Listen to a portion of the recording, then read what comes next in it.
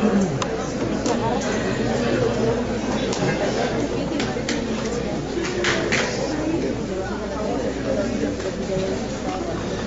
tú como si nada.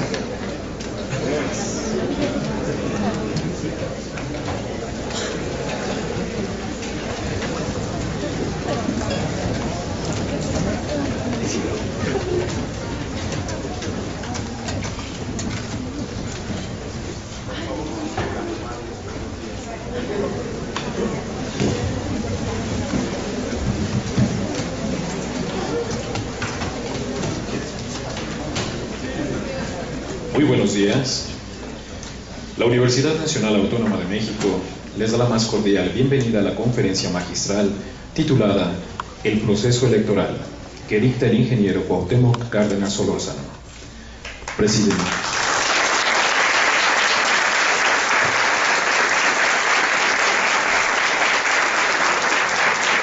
Preside en este acto el doctor José Narro Robles, rector de la Universidad Nacional Autónoma de México.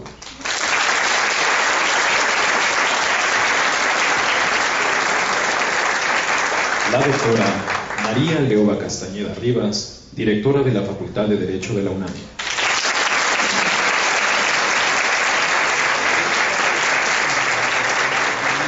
El ingeniero Cuauhtémoc Cárdenas Solórzano, coordinador de Asuntos Internacionales del Gobierno del Distrito Federal.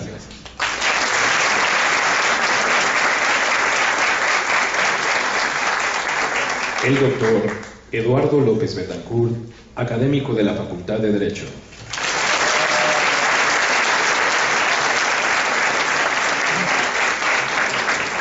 Y la doctora Elsie Núñez Carpizo, directora del Seminario de Sociología Jurídica de la Facultad de Derecho.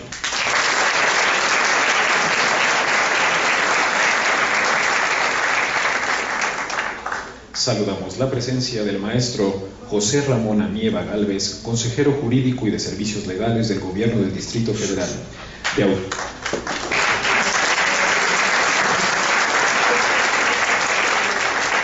De autoridades universitarias, así como de académicos y alumnos de la Facultad de Derecho que hoy nos acompañan.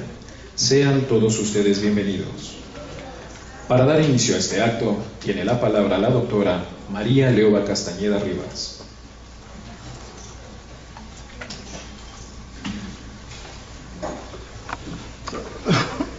Muy buenos días a todos y a todas ustedes, distinguidos integrantes de la Mesa de Honor, distinguidos catedráticos, al señor representante del Gobierno del Distrito Federal que nos acompaña el día de hoy, a distinguidos integrantes de nuestro Consejo Técnico, a una señora hermosa, la viuda del maestro Flores García, que siempre nos acompaña. Me es muy grato dar a todos ustedes una muy cordial bienvenida, porque este día de hoy es de gran estímulo para la juventud. Tenemos, en primer lugar, la presencia, presidiendo este acto, de nuestro señor rector, el doctor José Narro Robles, quien es un señor rector sumamente querido en esta comunidad de la Facultad de Derecho. Maestros, alumnos, trabajadores, cuando viene a esta facultad, pues prácticamente no lo dejamos ir. Es muy fácil que venga porque a la menor provocación dice, estoy aquí puesto, pero lo importante es que no lo dejamos partir muy pronto y queremos fotografías, y siempre eso es un halago, es un acto de gran apoyo a nuestra comunidad, que yo siempre le agradezco y le reconozco públicamente, y también lo hago en privado, porque para nosotros es un privilegio tenerlo, y creo que por ahí hay una especie de culto que le rendimos, pero al mismo tiempo somos sus fans. Señor rector, lo queremos mucho, qué gusto tenerlo por aquí. Y bueno, para mí, el día de hoy vuelve a ser un acto de gran importancia que nuestro consejero universitario, el doctor López Betancourt, tenga la iniciativa de invitar a un gran personaje de la vida política de la vida social, de los intereses de nuestra comunidad, al ingeniero Cárdenas Solórzano, con la intención de dictar una conferencia que ahora nos mete en una temática de gran importancia. Estamos a unos cuantos días, 33 días si no estoy mal en mis números, o 32 porque ya transcurrió otro, pero estamos muy cerca de una jornada electoral que se vislumbra complicada, que se vislumbra con elementos y con aderezos que son de gran impacto, y lo que nos preguntamos es, ¿qué va a ocurrir? La ciudadanía es tan grande que yo estoy cierta, estoy segura, puedo afirmar que vamos a salir adelante. Pero eso es algo que yo no me quiero anticipar, sino que es un deseo de una universitaria que quiere a su país, pero vamos a escuchar el importantísimo mensaje en relación a todo el proceso electoral por parte del ingeniero Cárdenas Solórzano. Qué privilegio para nosotros, qué privilegio para nuestra juventud. Jóvenes, qué bueno que están aquí, porque sabemos que todo lo que se hace en esta facultad, cada día, cotidianamente, por parte de nuestros trabajadores, de la planta docente, de los funcionarios, es para ustedes. Y yo agradezco al doctor López Betancourt, quien es acompañado por su distinguida esposa. Un saludo a la señora. Me es muy grato apoyarlo en estas iniciativas. Bienvenidos sean todos, y qué bueno que nos acompaña también una distinguida representante de los directores de seminario, la maestra Elsie Núñez Carpizo, para estar presidiendo y acompañando al ingeniero, al señor rector y la iniciativa de nuestro consejero universitario.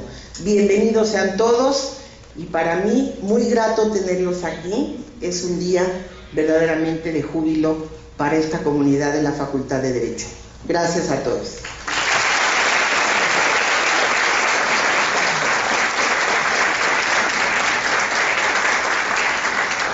El uso de la palabra, el doctor Eduardo López Betancourt. Muy buenos días, gracias a todos. Mi directora, como así es lo que prefiero denominarla, mi directora, la doctora Leoba Castañeda, ha sido precisa en sus conceptos y se debe subrayar que gracias a su apoyo logramos estos eventos. Eventos que significan la actitud, la conducta de los abogados, incluyente, respetuosa, constructiva y siempre deseosa de escuchar todas las opiniones. El día de ayer, en un acto gratísimo, inolvidable para mí y para mi esposa, estuvimos con la doctora Leoba y el señor rector, entre otros funcionarios. Y el señor rector me hizo una pregunta que tal vez no quedó lo suficientemente bien contestada. Directo me dijo: ¿por qué quieres a Cuauhtémoc Cárdenas? Ahora públicamente le voy a contestar. Quiero a Cuauhtémoc porque es un patriota, porque es alguien que antepone a su interés personal el interés de los demás. Fui testigo, como muchos de ustedes, cómo triunfó en las elecciones presidenciales de 1988. Cualquiera otro se hubiera dejado llevar por la violencia, por el éxito absoluto de las urnas, la prudencia, el amor a México, el cuidado que tuvo Cuauhtémoc, solo es digno de los grandes hombres, de aquellos que trascienden, de aquellos cuya responsabilidad es ilimitada. Ahí nació la admiración por Cuauhtémoc.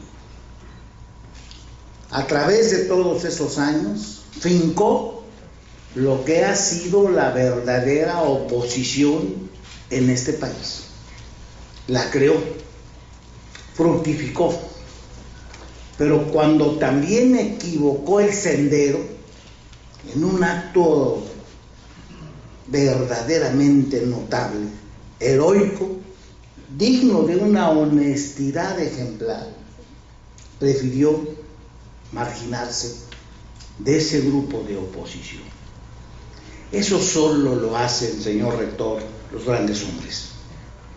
Los grandes hombres como Cuauhtémoc Cárdenas, pero también los grandes hombres como José Narro, porque ahí, y se lo he expresado en otras ocasiones, también se ha incrementado el respeto, también se ha incrementado la admiración por la integridad de usted, señor rector.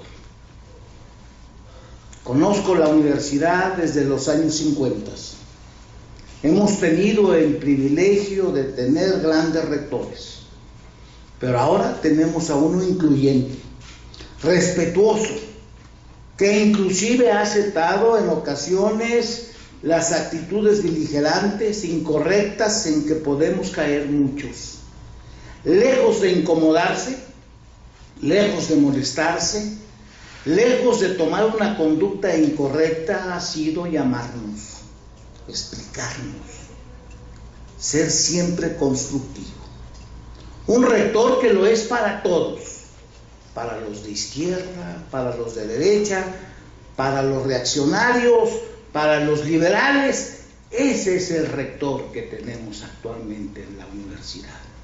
Es un gran orgullo para nosotros el doctor José Narro, de que también me consta que hace 3 años se daba por hecho que ocuparía otras responsabilidades.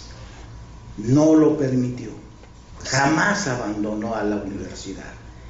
Y le escuché claramente un mensaje en la ciudad de Morelia, cuando esta universidad se ha visto incrementada en todo el país por los actos de José Narro, y señaló: terminaré mi compromiso con la universidad.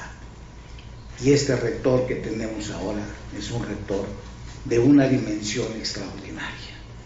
Por eso es, como bien lo señaló la doctora Leoba Castañeda, un día de fiesta para nuestra facultad. Tener a estos dos personajes debe ser un día inolvidable, que además es 5 de mayo, un triunfo de nuestras armas sobre el invasor. No olvidemos que es un día también heroico, y también lo es para nuestra facultad recibir a estos dos grandes personajes, y que nos acompañen maestros destacados, como lo es la doctora Núñez Carpizo, y no se diga a un colega nuestro como es don José Ramón Amieva, destacado funcionario del Distrito Federal, que es aquí egresado de nuestra casa, docente de la misma, y que le damos sin duda la bienvenida. A todos ustedes, amigos, colegas, alumnos, enhorabuena por este día de fiesta, día en que recibimos a estos dos grandes señores, al ingeniero Cuauhtémoc Cárdenas Solórzano y a nuestro gran rector José Narro Robles. Muchas gracias.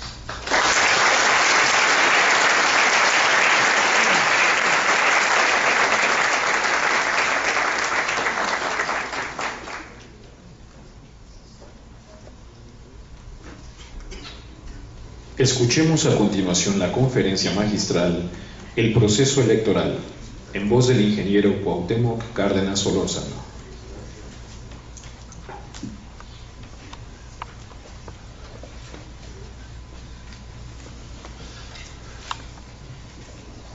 Quiero, antes que otra cosa, agradecer esta distinción que para mí representa mucho estar una vez más aquí en la Facultad de Derecho de nuestra universidad.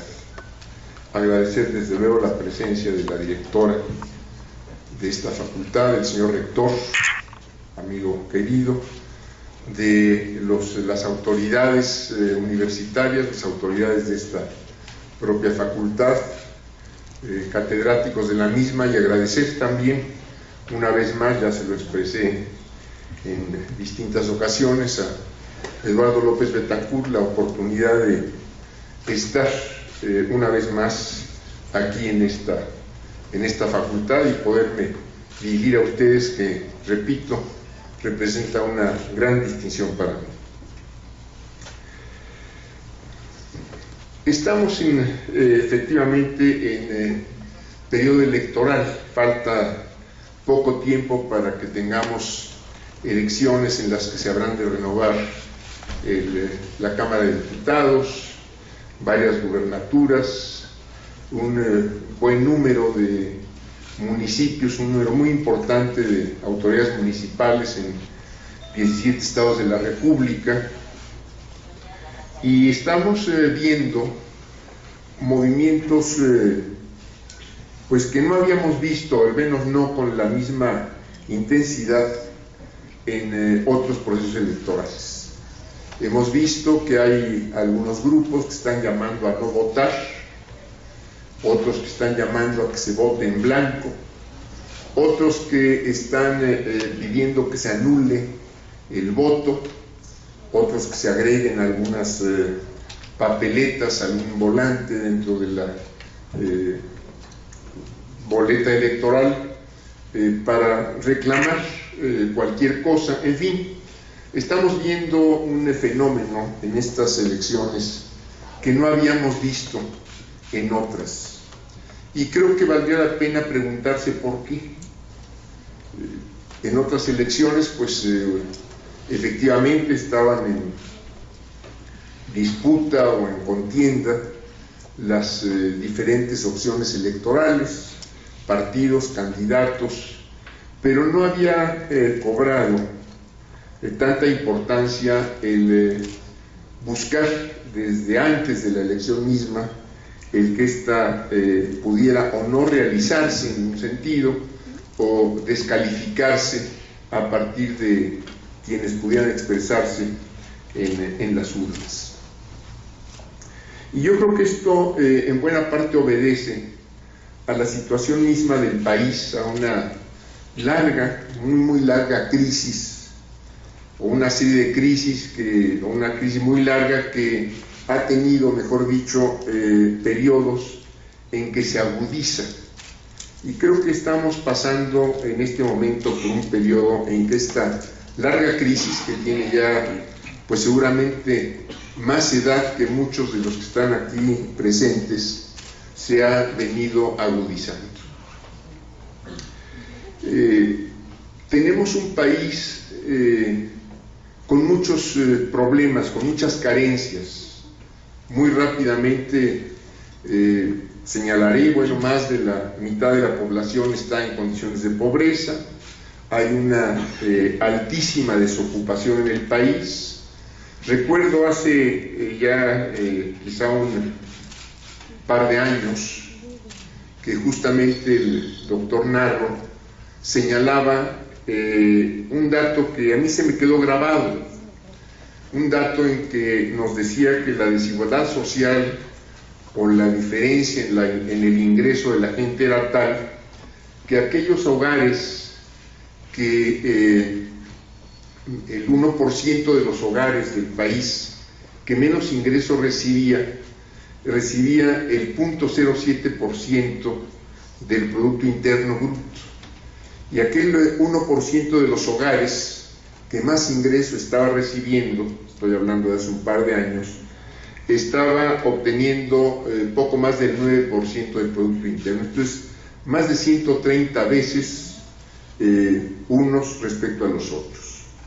Y estamos pasando también por una situación de violencia que se ha extendido por todo el país. Acabamos de pues ser testigos todos de un muy grave incidente, muy graves incidentes, mejor dicho en plural, que sucedieron principalmente en la ciudad de Guadalajara, pero que tuvieron impactos, ramificaciones hacia muchos otros estados de la República. Grupos delincuenciales que han crecido, que se han fortalecido, que están teniendo la capacidad para enfrentarse al Estado, a la fuerza represiva misma del Estado. Y por otro lado, estamos viendo también que ante la opinión pública, yo diría que por causas más que justificadas, las muchas instituciones y muchos de los altos funcionarios, pues de lo que gozan es de descrédito, de fuerte descrédito ante la opinión pública.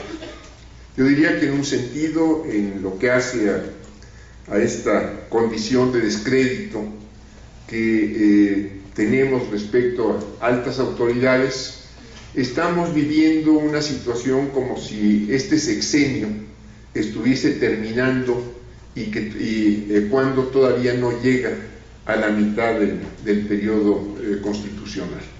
Estamos viendo pues una sensación de final, una sensación de pues ya esto se acabó, aquí tiene que venir un cambio, y lo cierto es que faltan todavía más de 3 años para que esta situación pueda en todo caso cambiar, como todos lo esperamos, por las vías constitucionales.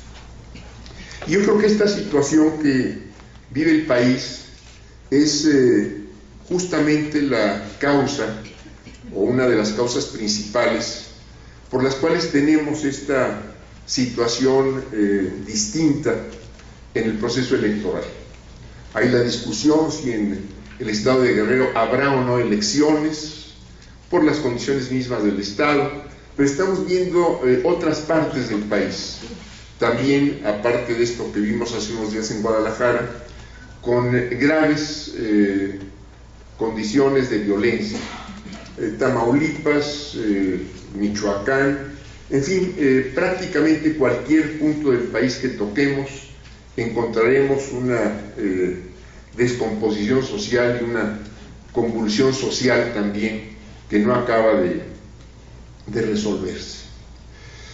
Algo que hemos visto en las campañas, o al menos que yo he registrado en las campañas, y que me preocupa, es que al encender la televisión o encender la radio, lo que encontramos en las cientos o miles de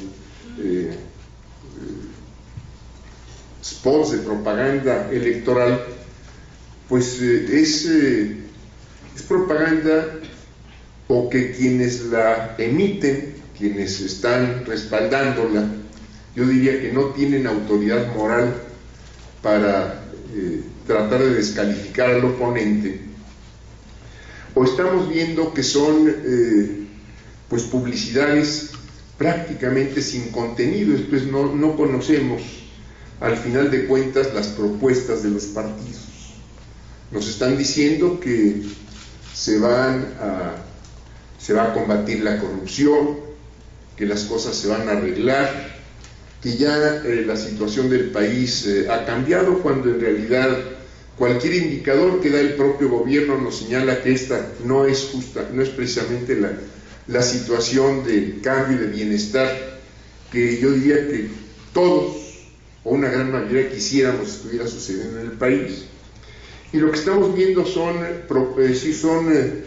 propagandas, son publicidades sin contenidos de fondo. Entonces, no nos está planteando ningún partido político, ni los que tienen mucho tiempo, ni los más recientes, ninguna propuesta de cambio que significara realmente un proyecto en cualquier sentido, que pudiéramos calificar de izquierda, de derecha, de centro, de lo que sea, pero lo cierto es que no estamos viendo en ninguna de las propuestas electorales hasta este momento una propuesta de cambio de una situación que sin duda resulta muy grave para prácticamente todos los habitantes del país.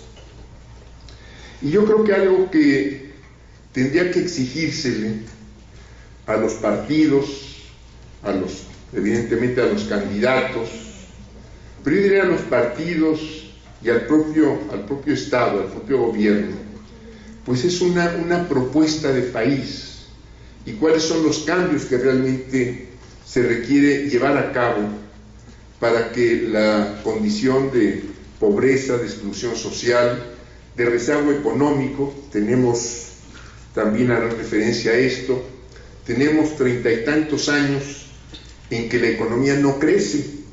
Entonces tuvimos desde los años 30 del siglo pasado hasta los 80 crecimientos del 6% promedio del Producto Interno Bruto en cada año.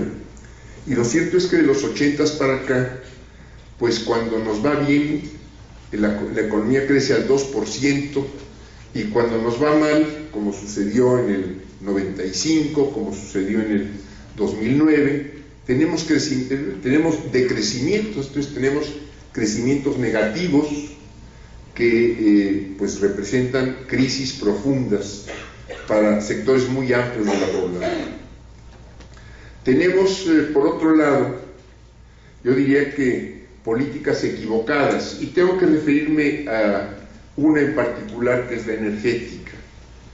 Creo que ahí se han tomado decisiones muy graves para el país, que además se han agravado con una situación internacional de caída en los precios del petróleo, de dificultades en este caso para que el país pueda seguir obteniendo los recursos que venía obteniendo de la explotación del petróleo. Pero considero sobre todo que lo más grave es que con estas reformas en materia energética se han entregado los recursos del subsuelo a intereses que no son y no van a ser, en cuanto entre de lleno en la práctica esta reforma, no van a ser en interés del país. Esto es, de por sí estamos en una etapa de declinación de la producción petrolera.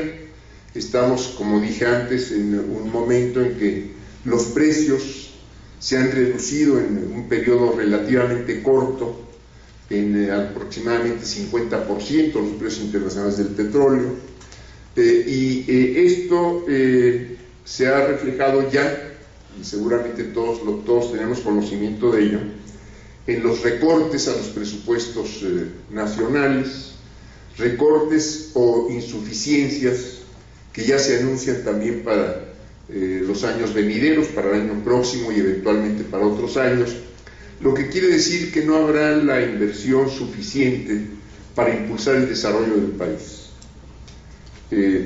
Entonces, vuelvo, yo creo que lo que tenemos que pedirle a los partidos, a los candidatos en este proceso electoral es que hubiera propuestas. Esto es, ¿qué tipo de país nos pueden estar ofreciendo cualquiera de los partidos, cualquiera de los grupos políticos importantes que hay en el país?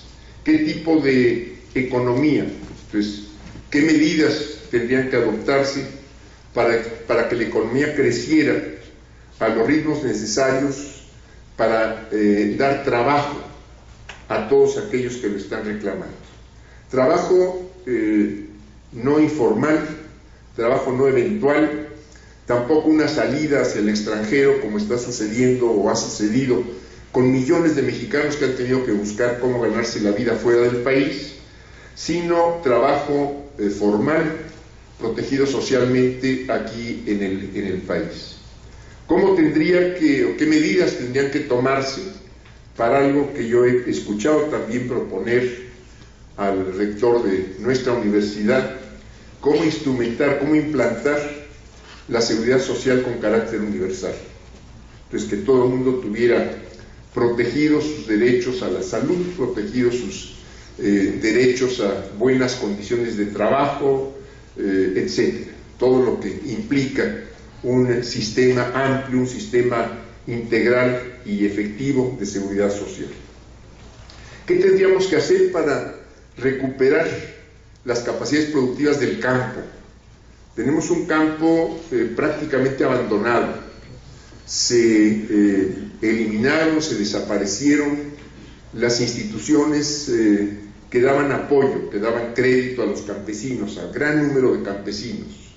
Se terminó, junto con la banca que daba servicio al campo, la banca de fomento propiamente, aquella que estaba impulsando el crecimiento de la economía. Se terminaron muchos de los apoyos con que contaba el campo, los precios de garantía, los Conasupo que adquiría las cosechas para garantizar la comercialización a los productores. Se terminaron programas que estaban impulsando el desarrollo de zonas que no son las de mayor productividad y agricultura más segura. Entonces, ¿cómo se va a recuperar la capacidad productiva del campo? ¿Cómo se va a volver a instrumentar una política de industrialización cuando sabemos que la industrialización es dentro del desarrollo económico la que tiene impacto sobre muchos otros sectores sociales y de la economía, cuando la industrialización es la que nos eleva la calidad productiva y la calidad tecnológica de la propia economía, y esto nos coloca en mejores, o nos colocaría en mejores condiciones de competencia en lo internacional. ¿Qué se tiene que hacer para terminar con la violencia? Pues, ¿cuáles son las propuestas que tienen los partidos para efectivamente abatir, erradicar la violencia y la delincuencia organizada? Pues entender que no es únicamente el combate directo, el enfrentamiento directo a los grupos delincuenciales, sino que esto seguramente requeriría de políticas que en paralelo, simultáneamente, tuvieran que ver con oportunidades de trabajo, con una mejor calidad de la educación desde los grados elementales hasta toda la educación, que no tuviéramos rechazados en la educación superior. Estamos muy rezagados en cuanto a inversión para crear nuevas universidades, para ampliar la capacidad de las universidades con las que ya contamos. Me refiero concretamente a los sistemas públicos, que qué bueno que estén complementados por sistemas privados cuando estos son de calidad, pero sin duda se ha perdido, y me parece que esto es lo más grave, la responsabilidad social del Estado para enfrentar, para atender los problemas de la población. Y uno de ellos, sin duda alguna, es el garantizar a los jóvenes en particular, el que puedan formarse dentro de los sistemas de educación de carácter público, porque esta es, desde mi punto de vista, una de las responsabilidades esenciales de cualquier Estado que quiere efectivamente cumplir sus compromisos con la población. En fin, no tenemos propuestas de los partidos políticos, y creo que es el momento, y a esto habría que dedicar mayores esfuerzos, mayor dedicación, mayor imaginación, de tener efectivamente, y poderlo desde luego discutir nacionalmente, divulgarlo nacionalmente, un proyecto de nación, un proyecto de país que efectivamente nos permita tener no solo condiciones presentes mejores, sino tener también yo diría una mejor proyección, una mejor esperanza de qué puede ser el país hacia el futuro, hacia las generaciones que vienen, hacia los hijos, los nietos de quienes estamos aquí presentes. En fin, yo creo que en esta elección, y no se trata de hacer pronósticos, no vamos a tener muchos cambios respecto a la situación actual del país. Y no los vamos a tener porque, independientemente de cómo se integren las mayorías o las minorías en la Cámara de Diputados, cómo se den los resultados electorales en los estados que eligen gobernador y en aquellos donde van a cambiar autoridades municipales, no estamos viendo propuestas de los partidos que nos dijeran, bueno, mi proyecto, mi agenda legislativa, si yo llego a constituir mayoría o si llegamos a constituir mayoría, será esta o aquella. Vamos a cambiar las cosas, vamos a hacer que los presupuestos, las prioridades en el Estado les tienen que reflejar en los presupuestos, no nada más en el discurso. Entonces, que nos dijeran, bueno, los presupuestos van a dar atención y van a dar prioridad a tales o cuales sectores en lo que hace a las políticas sociales o las políticas económicas, o en lo internacional se van a hacer tales o cuales cosas, tales o cuales acuerdos, tendremos mayores o menores acercamientos con tales o cuales regiones del mundo, y lo cierto es que no tenemos propuesta, y yo insistiría en ello.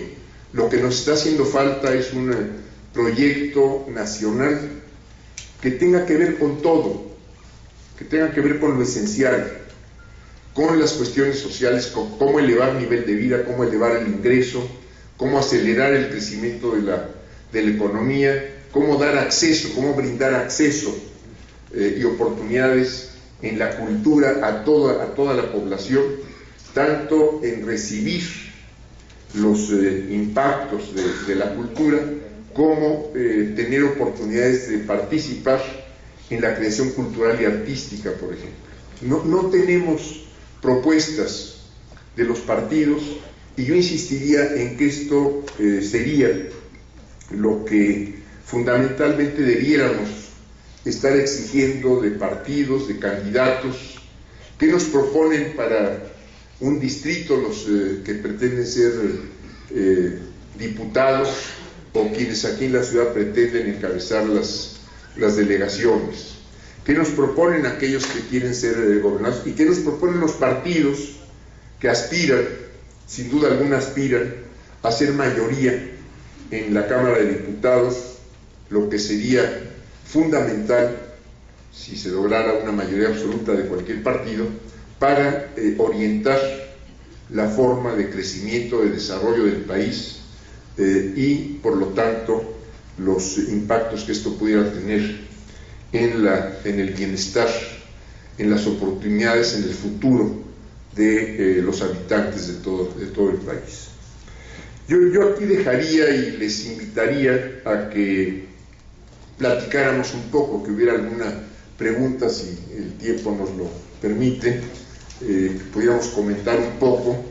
Agradecer nuevamente a la Facultad de Derecho, a la Universidad, la presencia del señor rector, de la directora de la escuela, de otras autoridades universitarias, de todos ustedes. Agradecer una vez más esta oportunidad que, repito, constituye una muy alta distinción para mí. Muchas gracias.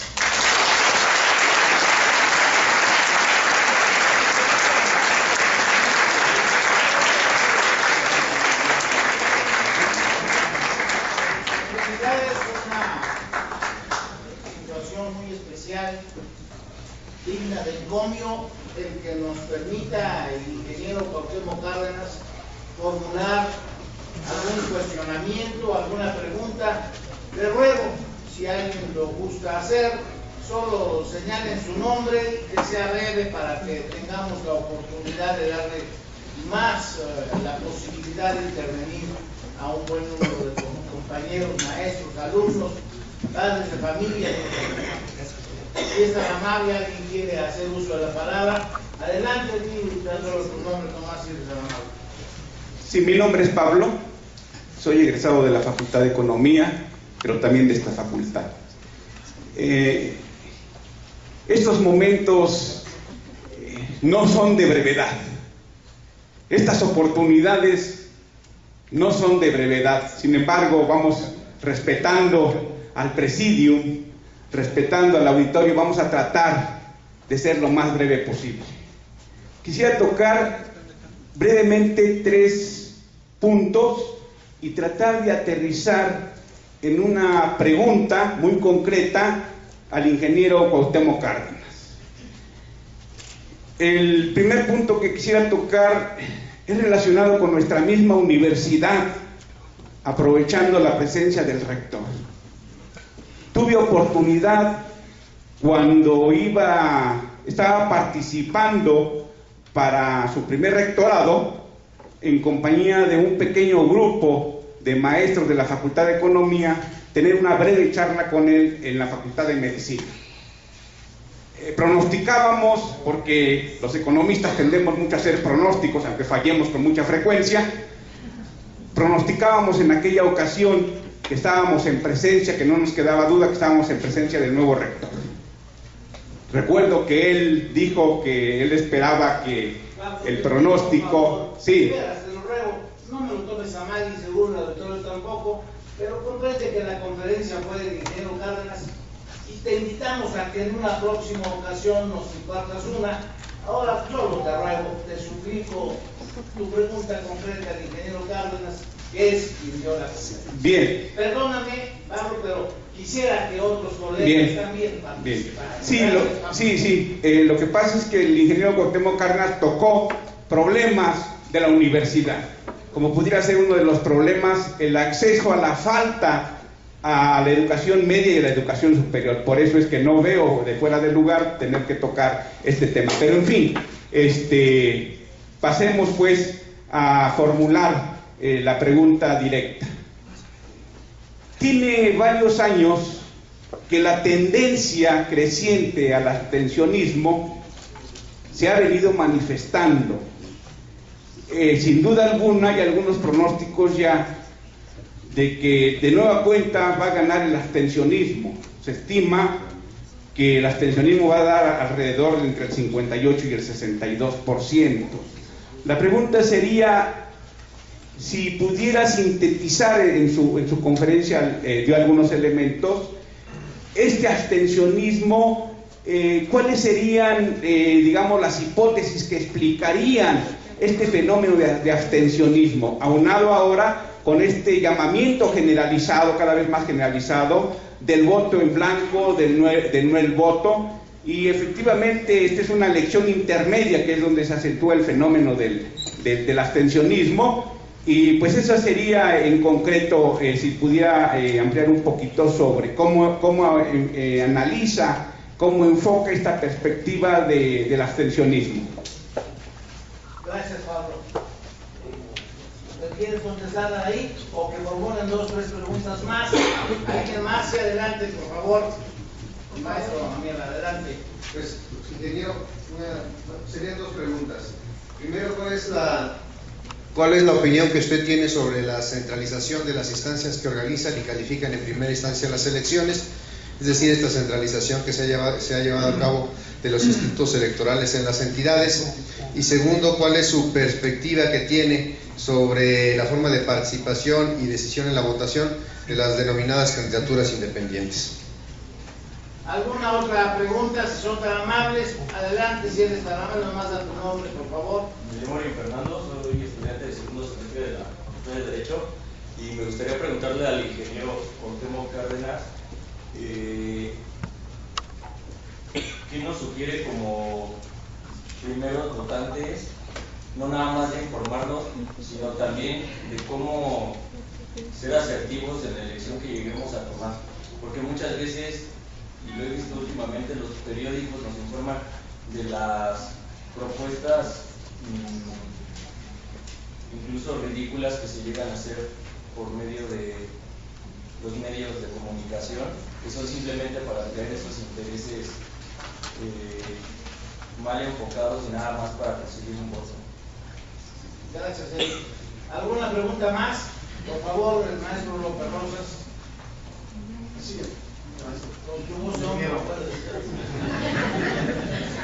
¿Qué evaluación haría usted de 1988 a la fecha? ¿Cambió este país? ¿O estos cambios, esta oposición vino a convulsionar más el estado de cosas de México? Gracias. Gracias, Alberto. ¿Alguien más? Por favor, si eres tan amable. Yo me llamo María Ángeles Castillo, soy enfermera y a mí me inquieta mucho llevando como los partidos la parte de desacreditación entre ellos mismos. O sea, ellos mismos se están desacreditando y no nos dan una propuesta clara para todos los mexicanos y sobre todo para las futuras generaciones. A mí me inquieta más el hecho de que a los jóvenes que son entre los 15 años a los 21 años que no tienen trabajo, y que yo sí sería dar mi propuesta de que a estas personas se les diera trabajo, aunque tuvieran que ganar un salario un poco, no digo bien remunerado, pero sí que tuvieran el hecho de trabajar, porque por eso se está dando mucho la delincuencia. Yo trabajo en un sistema penitenciario y desafortunadamente el índice de los jóvenes que está en estas instituciones es alrededor de los 19 años a los 25 años. Entonces es ahí donde se empieza a dar realmente la violencia y tienen los muchachos mucho apatía. No se encuentran ellos mismos para enfocar una carrera o tener algún estudio. Muchas gracias. Una última pregunta, por favor. Maestra, si es tan amable. Ingeniero, yo quisiera que nos hiciera favor de dar su opinión respecto a la reforma del Distrito Federal. Muchas gracias. Gracias, doctora. La doctora Leova también quiere hacer una pregunta. Señor ingeniero, a mí me gustaría mucho saber qué opina usted de los programas que se han implementado en el Instituto Nacional Electoral respecto a la motivación para que la juventud entre 18 y 26, 27 años tenga la cultura del voto. ¿Qué mensaje le mandaría a esta comunidad de la Facultad de Derecho para que haya un ejercicio de sufragio efectivo? Además de informarse, ¿qué propuesta realmente? Gracias, señor ingeniero. Gracias. Si les parece bien, dos preguntas más para no dejar escuchar la respuesta. Si no, nos vamos a pasar a las preguntas. Por favor, sea amable, Evita. Ingeniero, muy buenos días. Mi nombre es Ángela Frías, soy estudiante del 10º semestre de esta facultad. Mi pregunta es, ¿cuál es su opinión con respecto a las candidaturas que están saliendo, en las que están participando como candidatos algunos personajes de la farándula? No quiero mencionar algunos nombres, pero ya es como por demás sabido. ¿Qué credibilidad y qué confianza dan a nosotros los ciudadanos, o cuál es su perspectiva con respecto a estos candidatos que no solo son de la farándula, sino también del medio artístico y deportivo? Nuestra Gloria Nacional evidentemente también quiere hacer una pregunta, Sonia Melio, para que envíe un aplauso.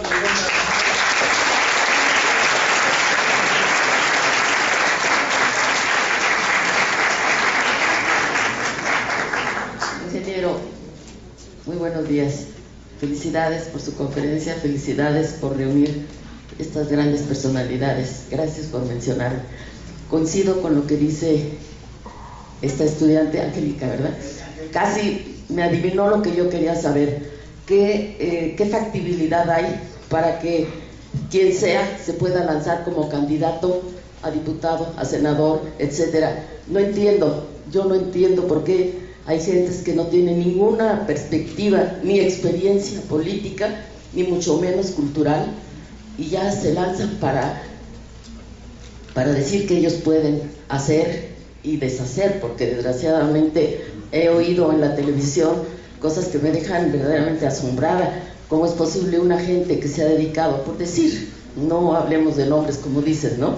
Pero ¿qué experiencia tienen? ¿Qué cultura política?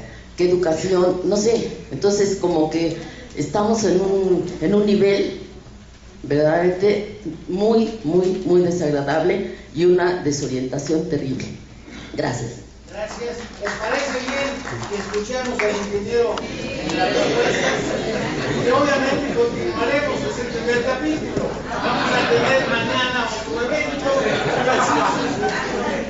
porque ya va a ser nuestro maestro al que vamos a recibir con tanto afecto, sobre todo en ciencia política. Muchas gracias.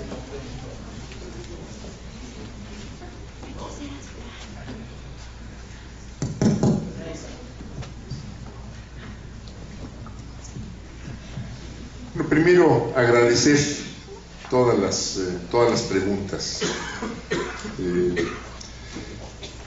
A ver por dónde empezamos. Bueno, yo creo que el abstencionismo tiene que ver en mucho con, pues desde con la educación cívica que pueda estarse recibiendo en los primeros años del sistema educativo. Esto es, recordemos que hace algunos años, parece que ahora se ha restituido algo, yo no tengo la certeza de ello, pero hace algunos años se quitaron de los programas escolares las enseñanzas, lo que llamábamos hace muchos años, cuando yo pasé por la escuela, civismo. Parece que eso se quitó.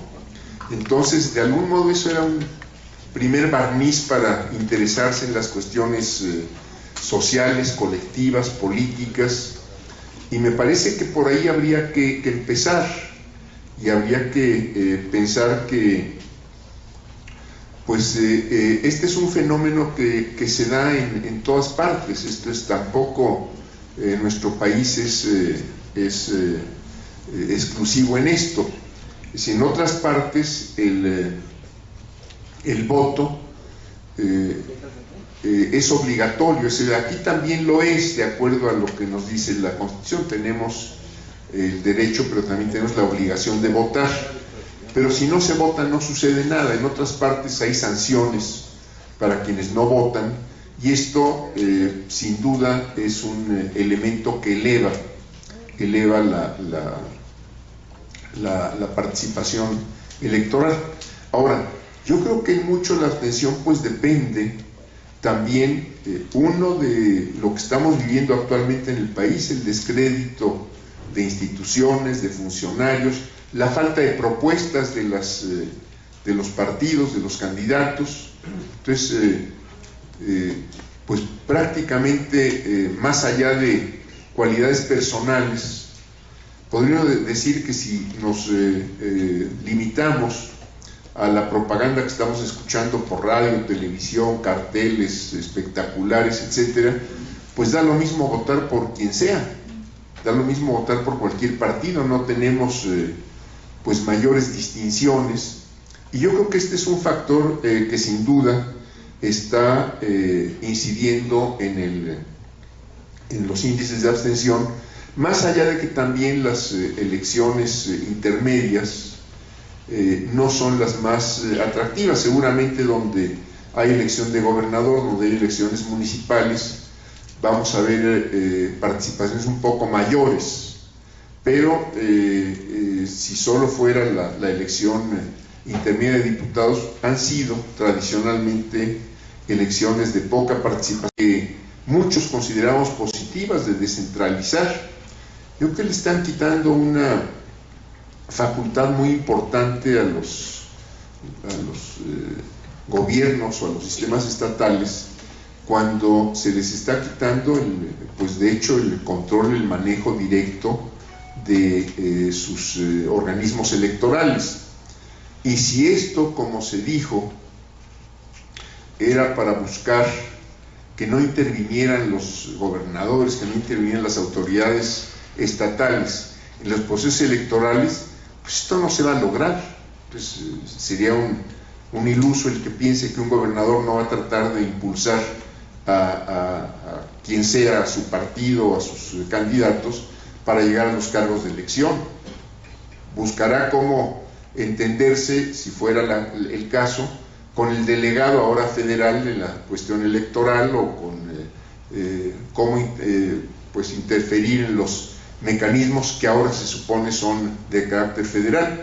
Pero si esa era la intención, me parece que es una intención pues totalmente fallida de antemano. Esto es, todo el que participe en política, gobernador o no gobernador, pues trata de empujar sus intereses, y en este caso un gobernador pues trata de tener, si se trata de renovar la cámara local, pues una cámara local que le sea afín, que le sea afecta, y no pues simplemente dejar a ver si ganan los contrarios. Entonces de algún modo van a meter la mano a la buena o a la mala, ojalá sea la buena y nada más, ¿no?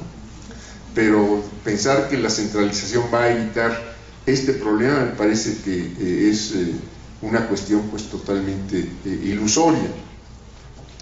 Ahora, yo creo que en el caso de los candidatos independientes, que podría ser una buena motivación para elevar la participación electoral, me parece que la legislación vigente pues les pone demasiadas dificultades.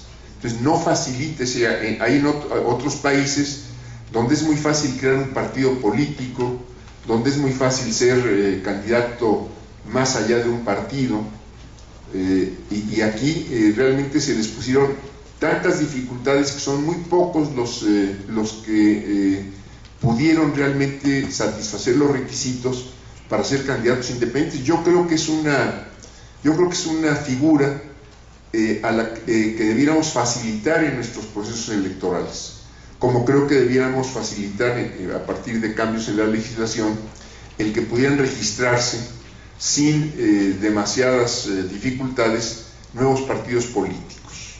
Yo creo que esto sería sano para nuestro sistema político, con una sola condición en el caso de los partidos políticos: que el registro del partido no signifique automáticamente acceso a fondos públicos, sino hasta que se obtenga un X porcentaje de votos que ya garantice efectivamente el acceso a recursos públicos, pero que no fuera tan difícil ni crear partidos nuevos, ni ser candidato independiente como lo tenemos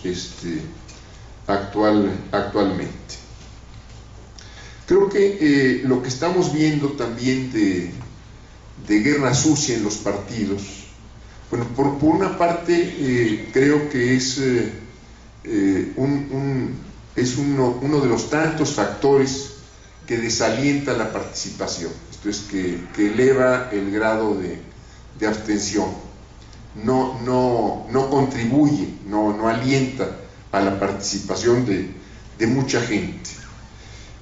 Por otro lado, pues yo simplemente diría que quien piensa que desacreditando, quien piensa que la guerra sucia es lo que puede elevar sus oportunidades, pues simplemente nos está diciendo qué calidad de gente o qué calidad de organización es la que está detrás de esta guerra sucia. Yo creo que por eso insisto en que debiera haber propuestas, por eso insisto en que debiera haber otro tipo de cuestiones en la propaganda electoral, y no simplemente la descalificación, que pues es un poco dime con quién andas y te diré quién eres, ¿no? Otra pregunta es en relación a la reforma del Distrito Federal. Bueno, pues yo sí creo que el Distrito Federal debiera tener, es decir, los habitantes del Distrito Federal, los habitantes de la capital de la República, y el gobierno, las instituciones políticas y representativas de esta entidad, debieran ser equivalentes a las de los demás estados. Entonces no hay ninguna razón para que, si el presidente no interviene en la designación del procurador de Sonora o de Chiapas o de Tamaulipas, o no interviene en la designación del jefe de la policía de Cuernavaca o de Tampico, pues lo pueda hacer aquí en la Ciudad de México, o que el gobierno del Distrito Federal no pueda, como cualquier estado de la República, tener acceso a créditos, sino que tenga que pasar obligadamente por la Cámara de Diputados Federal. Entonces yo creo que, que serían cuestiones menores, pero yo creo que entonces el Distrito Federal debiera tener instituciones equivalentes a los de cualquier otro estado de la Federación, y creo que en ese sentido va la reforma que se ha estado proponiendo, entendiendo desde luego que las características de una gran metrópoli pues obligan también a ciertas consideraciones de que tiene que haber servicios coordinados, tiene que decir, no, aquí una delegación respecto a otra no es lo mismo que un municipio respecto a otro en los estados en términos generales. Aquí pues lo que divide a una de la otra es simplemente cruzar una calle, y lo que estamos viendo es que muchos de los servicios, agua, drenajes, transporte, redes eléctricas, etcétera, pues son servicios para toda la ciudad, para toda la metrópoli, incluso que rebasan a lo que es los límites de la Ciudad de México, del Distrito Federal, y que tenemos que tener políticas, y es algo que en lo que habría que pensar también, políticas de carácter metropolitano, no solo para la ciudad, no solo para la gran conurbación que es la Ciudad de México, sino para otras conurbaciones que tenemos en otras partes de la República. Pero en fin, estos son, yo creo que sí procede lo que estamos llamando la reforma del Distrito Federal, aunque a lo mejor en la vida de todos los días no la vayamos a sentir así de un día para otro, el cambio que pudiera darse. El que estén, bueno, yo diría que de 88 para acá sí ha habido un cambio importante.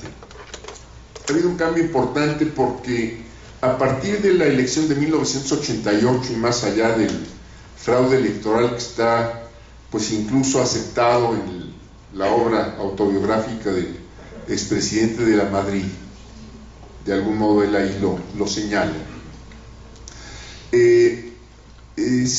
la gente tomó conciencia que votando y participando podían cambiar muchas cosas, y creo sinceramente que principalmente a partir de 1997 tenemos una mejor calidad de las elecciones.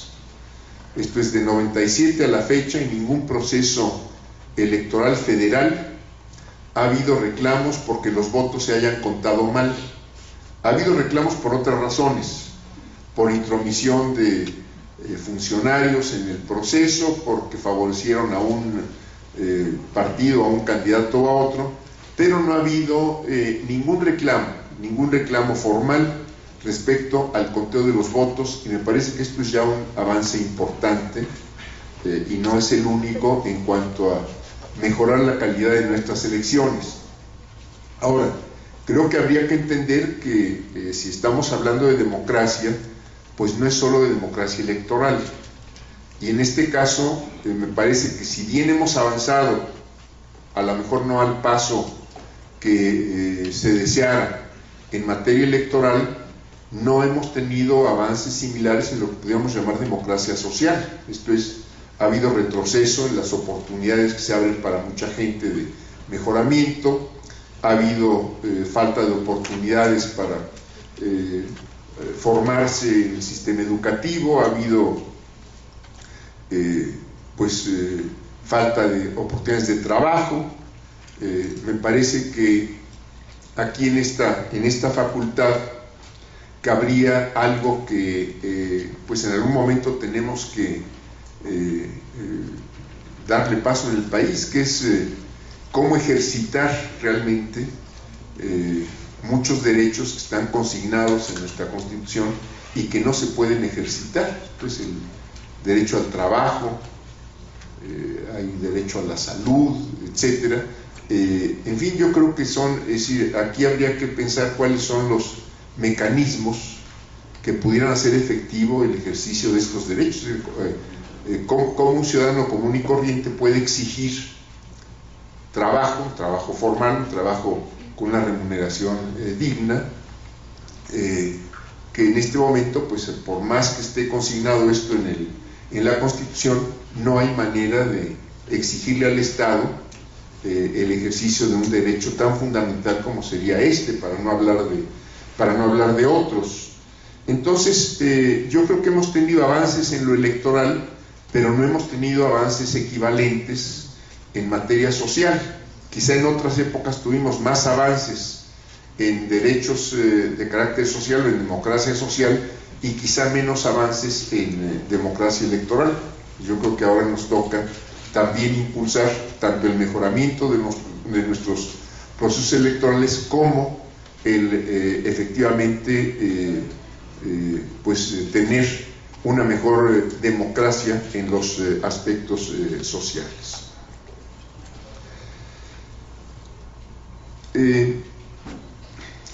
Las candidaturas de gente que se ha desarrollado en cuestiones artísticas, del espectáculo, del deporte, etcétera.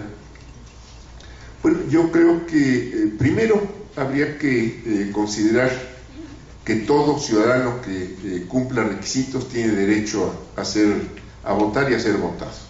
Yo creo que ahí no podemos... Ahora, lo que pasa es que en estos casos conoce uno más la trayectoria pública de ciertas personas y en este caso pues uno puede decir qué bueno o qué malo y lo malo es que no conocemos las trayectorias de muchos otros que están siendo presentados en la misma calidad que estos a los que sí conocemos, y desafortunadamente, aunque en muchos casos se ha señalado, pues yo no creo que exista ninguna posibilidad, a menos de negar derechos de carácter universal, a menos de concederle a alguien facultades que yo creo que no debiera tener ninguna persona y ningún organismo, pues tenemos que pensar que todo aquel que tenga derechos de acuerdo a los requisitos que la ley establece puede presentarse para aspirar a cualquier cargo público de elección.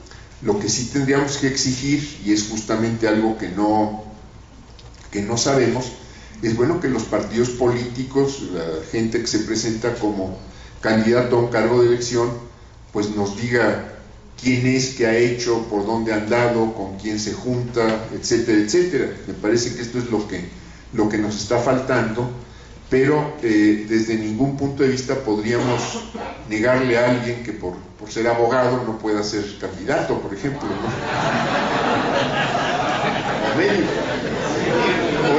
O ingeniero, ¿no?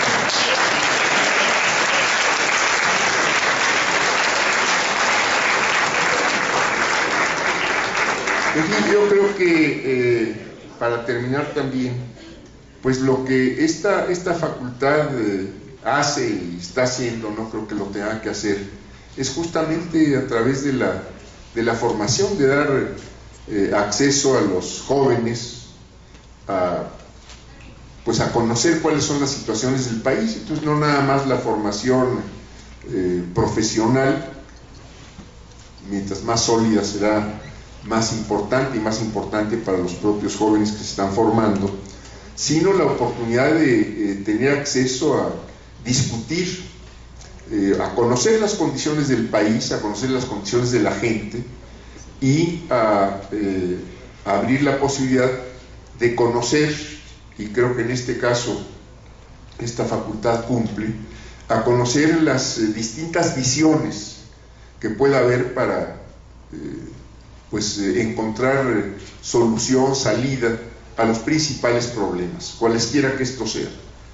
Me parece que esto es lo que una institución como esta puede hacer, más allá de los programas del Instituto Electoral, que pueden ser importantes para motivar el voto, que tendrían que ver, entre otras cosas, creo, y también creo que esta es una cuestión que cabría muy bien aquí en esta facultad, en un seminario, una serie de pláticas, de discusiones, por ejemplo, qué cambios tendríamos que hacer en nuestra legislación electoral.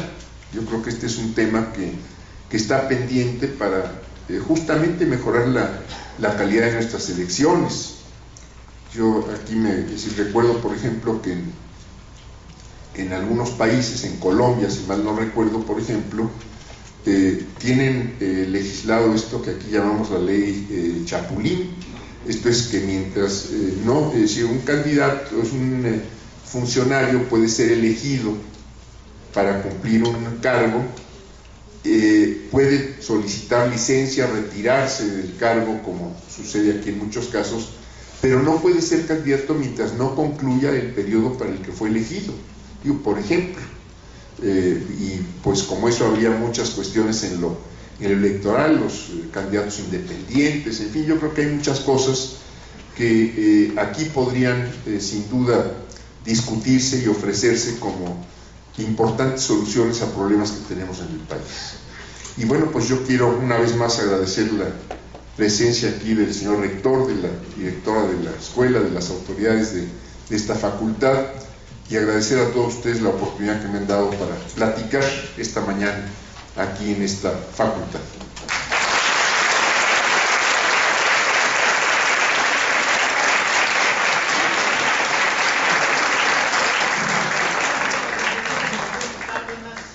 Sobre todo su mención de que cuando sea un candidato a abogado legalizarse.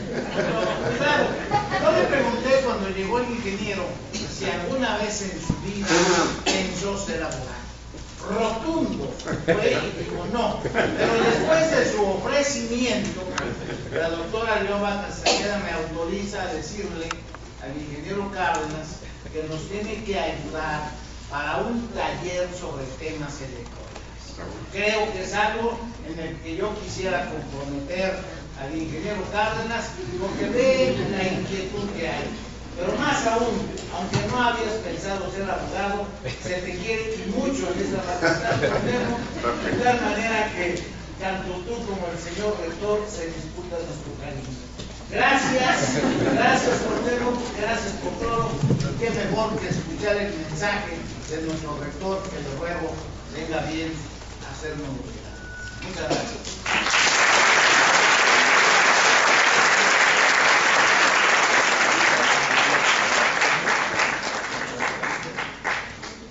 Muchas gracias, buenos días a todas y todos, y decirles que yo ya había pedido en beneficio de ustedes no hablar, así se pudo haber concluido y hubiera concluido muy bien, y ahora el riesgo que yo corro es el de echar a perder todo, y el riesgo que ustedes corren es de aburrirse terriblemente, pero por eso voy a tratar de ser muy breve. Y agradecerle, por supuesto, muchísimo a la señora directora de esta facultad, al señor consejero universitario, a la doctora Núñez Carpizo, y de manera muy especial al señor ingeniero Cuauhtémoc Cárdenas por su espléndida conferencia, por su estupenda respuesta a las inquietudes que le plantearon algunos de ustedes. No nos da tiempo para dar cabida a todos. Saludar a muchos y muy distinguidos visitantes, a muchos y muy distinguidos profesores de esta facultad, a exdirectores de la misma que nos hacen el favor de acompañar y que les agradecemos y reconocemos, a personalidades como doña Sonia Amelio, a quien apreciamos y queremos en esta universidad muchísimo, y de manera muy especial a los jóvenes, a los estudiantes de esta facultad que hoy se han hecho presentes, a la familia del doctor López Betancourt, muchas gracias por estar con nosotros. Voy a ser relativamente breve y quiero empezar señalando que a mí me gustó mucho la presentación que hizo el ingeniero Cuauhtémoc Cárdenas, y me gustó porque tocó con mucha claridad algunos de los problemas fundamentales de México: el problema de la pobreza, de la desigualdad, el problema de la falta de seguridad social, problemas derivados de nuestro sistema político, problemas y asuntos que acompañan hoy de manera muy particular a nuestra sociedad: la inseguridad, el tema de la impunidad, la corrupción, etcétera, y el propio problema que afecta a la política, a los partidos y a los políticos. Y uno podría decir que en parte son problemas que derivan de nuestro sistema democrático. Lo que nos ha traído al día de hoy es ese sistema democrático. Y hay distintas maneras de atenderlos, de resolverlos, y lo que me parece que hay detrás del mensaje del ingeniero Cárdenas es que, como se ha señalado respecto de muchos asuntos de la vida colectiva, los problemas de la democracia se resuelven con más democracia. No se resuelven con autoritarismo y no se resuelven tampoco, a juicio de muchos de nosotros, con el uso de la fuerza, con el cambio violento, con la violencia que lo único que genera, y lo hemos visto, es más violencia. Entonces, yo soy de los que creen en esa vía y por eso me ha gustado mucho la presentación, el ánimo, el optimismo, sin dejar de reconocer los problemas, pero el optimismo que nos transmite Cuauhtémoc Cárdenas. Yo quiero reconocer en él a uno de los grandes personajes de la historia contemporánea de nuestro país, a un hombre que, como se señaló en la presentación del consejero, el doctor Eduardo López Betancourt, ha sido capaz de plantear el cambio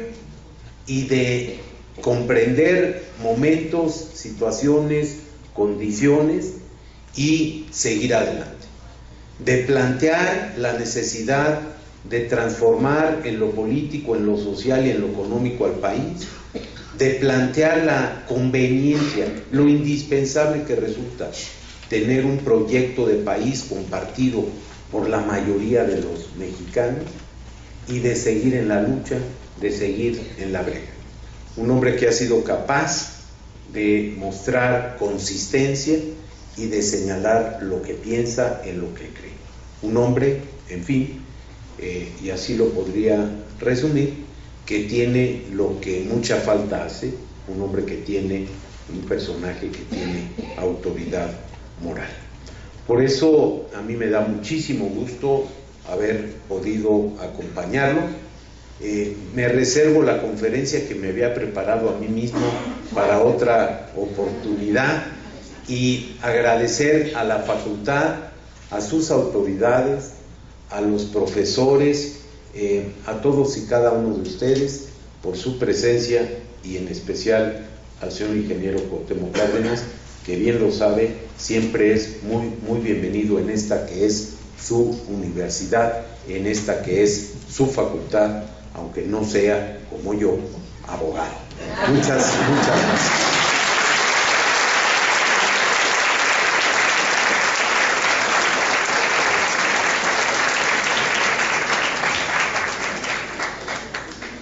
Es así como damos por terminado este acto. A todos ustedes, muchas gracias. Muy buenos días.